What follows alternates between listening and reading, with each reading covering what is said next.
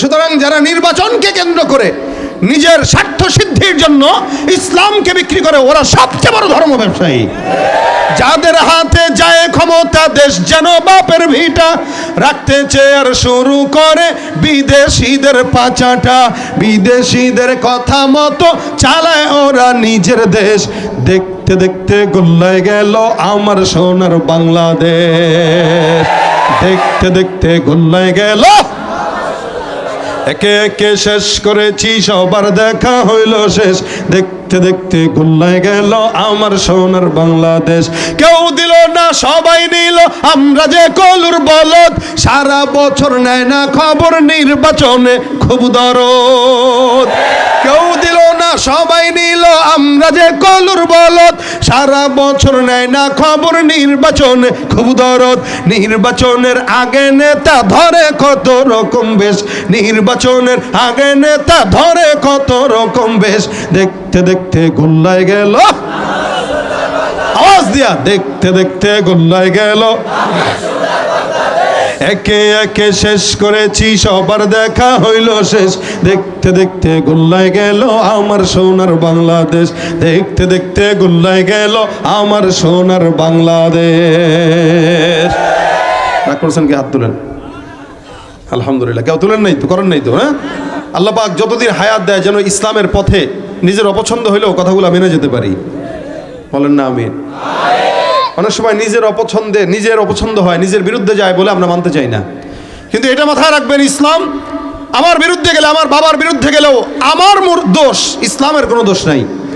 কোরআন এটা আমার বিরুদ্ধে গেলে মূর্খতা আমার, কোরআনের ভিতরে কোনো গ্যাপ নাই। আল্লাহ এই কথাগুলোই আমাদের হৃদয়ে ঢুকায় দেখ। আমিন। শব্দ একটাই, আল্লাহু লা ইলাহা ইল্লাহু। সব নবীরা একই কথা বলেছেন, ইয়া আইয়ুহান নাস কুলু লা ইলাহা ইল্লাল্লাহ তুফলিহু। নবী, সমস্ত নবীদের একটা মাকসাদ ছিল, এই দুনিয়ার সব মানুষ যেন বলে লা ইলাহা ইল্লাল্লাহ, লা ইলাহা ইল্লাল্লাহ। এই কথা শুধু নবী নয়, আদম থেকে ঈসা পর্যন্ত সব নবীরা বলেছেন। রাসূল সাল্লাল্লাহু আলাইহি ওয়াসাল্লাম তো আলাদা বলেছেনই।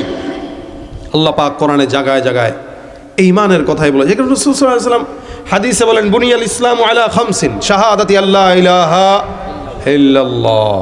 ইসলামের মূল ভিত্তি পাঁচটি। প্রথমই হচ্ছে লা ইলাহা ইল্লাল্লাহ। এটা জানা নাই তার তো ঈমানই নাই। এটা যদি থেকে যায় তাহলে বাকিগুলা, এজন্য এটার দাম।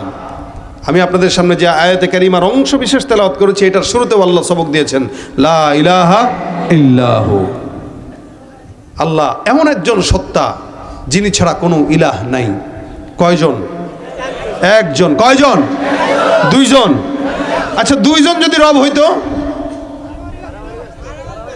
ভালো কথা। যদি আপনারা না জেনেই বলছেন মারামারি লাগতো, তবে এটাই কোরআনের কথা। দুইটা থাকলে কি হইতো? মারামারি লাগতো। এই জন্য আল্লাহ একজন।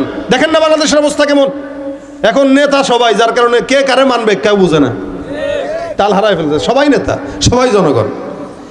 তা আল্লাহ যদি ডাবল হইতো তাহলে দুনিয়া টিকতো না। কিন্তু ইহুদিরাও বিশ্বাস করে আল্লাহ আছে না নাই।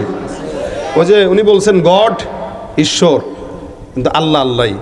ওরা বলে ঈশ্বর, কেউ বলে গড, কেউ বলে ভগবান। আমরা বলি তারা ভগবান বলে বলে আল্লাহর সাথে শরিক করে, তারা ঈশ্বর বলে বলে আল্লাহর সাথে শরিক করে।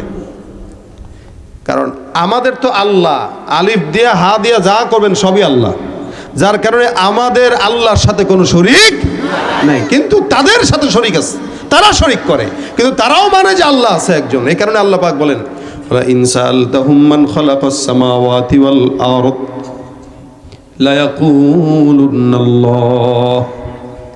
আমার আল্লাহ পাক রব্বুল আলামিন বলেন, নিশ্চয়ই তাদেরকে যদি তোমরা প্রশ্ন করো, যদি তাদেরকে প্রশ্ন করা হয়, ওয়ালা ইন সাআলতাহুম মান খালাকাস সামাওয়াতি ওয়াল আরদ, আসমান আর জমিন সৃষ্টি করেছেন কে, এটা যদি কাদেরকে বলে, ওই ইহুদি নাসারা মুশরিকদেরকে যদি প্রশ্ন করা হয়, তারা এক কথায় জবাব দিয়া বলবেন, লা ইয়াকুলুনাল্লাহ, আসমান আর জমিনে যা কিছু আছে এগুলো সব সৃষ্টি করেছেন আল্লাহ।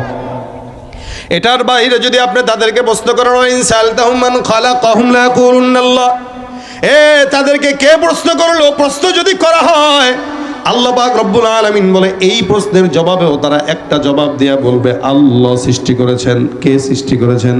আল্লাহ। আমার আল্লাহ পাক রব্বুল আলামিন বলেন এরাও আল্লাহকে বিশ্বাস করে, এরাও আল্লাহকে মানে, কিন্তু পার্থক্য কোথায়? আমার আল্লাহ পাক অন্য জায়গায় বলে দিয়েছেন ওয়াকালাতিল ইয়াহুদু উযাইরুন ইবনুল্লাহ ওয়াকালাতিন নাসারাল মাসীহু ইবনুল্লাহ।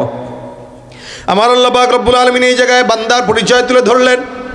কোন বান্দা আল্লাহর সঙ্গে অন্য কাউকে শরীক করে না, এটা পরিচয় শুনে নাও। আমার আল্লাহ পাক ডাক দিয়া বলেন ওয়াকালাতিল ইয়াহুদু উযাইরুন ইবনুল্লাহ, উযাইর একজন পয়গম্বর, যেই পয়গম্বরকে আল্লাহ পাক জমিনের মধ্যে আদম থেকে ঈসা পর্যন্ত একটা সিরিয়ালের মধ্যে দিয়েছিলেন। আমার আল্লাহ পাক রব্বুল আলামিন বলেন ইয়াহুদিরা যারা, ওরা আল্লাহকেও মানে আবার আল্লাহর বাইরে আরেকজনকে শরীক করে, যার কারণে তারা বলে হযরত উযাইর আলাইহিস সালাতু ওয়াস সালাম হলেন আল্লাহর পুত্র সন্তান। নাউযুবিল্লাহ। ইহুদিরা বলে উযাইর আল্লাহর সন্তান, নাসারারা কি বলে? ঈসা। আল্লাহ পাক রব্বুল আলামিন বলেন ওয়াকালাতিন নাসারাল মাসীহু ইবনুল্লাহ।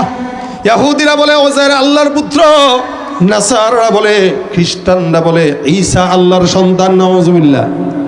একদল বলে এ আল্লাহর সন্তান, আর একদল বলে ও আল্লাহর সন্তান। কিন্তু আল্লাহ পাক রব্বুল আলামিন মুসলমানদেরকে সবক শিখিয়ে দিলেন কুল হুয়াল্লাহু আহাদ আল্লাহুস সামাদ লাম ইয়ালিদ ওয়া লাম ইউলাদ ওয়া লাম ইয়াকুল লাহু কুফুয়ান আহাদ। আমার আল্লাহ পাক রব্বুল আলামিন আপনাকে আমায় শিখিয়ে দিলেন তোমরা একমাত্র আল্লাহর ইবাদত করো, যিনি একক, যিনি রব, যিনি কারো থেকে জন্ম নেয় নাই, কাউকে জন্ম দেয় নাই। এটা স্বীকারোক্তি দেওয়ার জন্য একজন মুমিন যদি 1000 বার শাহাদাত বরণ করা লাগে, ওই মুমিনটা 1000 বার শাহাদাত বরণ করতে রাজি, তবু আল্লাহর সঙ্গে অন্য কাউরে শরীক করতে রাজি না, ঠিক কিনা? এটা আপনার আমার ইমানি দায়িত্ব, এটাই আপনার আমার কাজ। আল্লাহর সঙ্গে অন্য কাউরে শরীক করা যাবে না। যার কারণে আল্লাহ পাক রব্বুল আলামিন সবক শিখিয়ে দিলেন আল্লাহু লা ইলাহা ইল্লাহু আল হাইয়ুল কাইয়ুম লা তাখুযুহু সিনাতুন ওয়ালা নাওম। বলেন তো আয়াতের নাম কি? বলেন না, জোরে বলেন। আল্লাহ পাক রব্বুল আলামিনের হাবিব সাল্লাল্লাহু আলাইহি ওয়াসাল্লাম বলেন এটা এত দামি আয়াত। আল্লাহ পাক রব্বুল আলামিনের নবী বলেন কোরআনের মধ্যে সব আয়াতের মধ্যে সবচাইতে ফজিলতপূর্ণ আয়াতটাই হলো আয়াতুল কুরসি।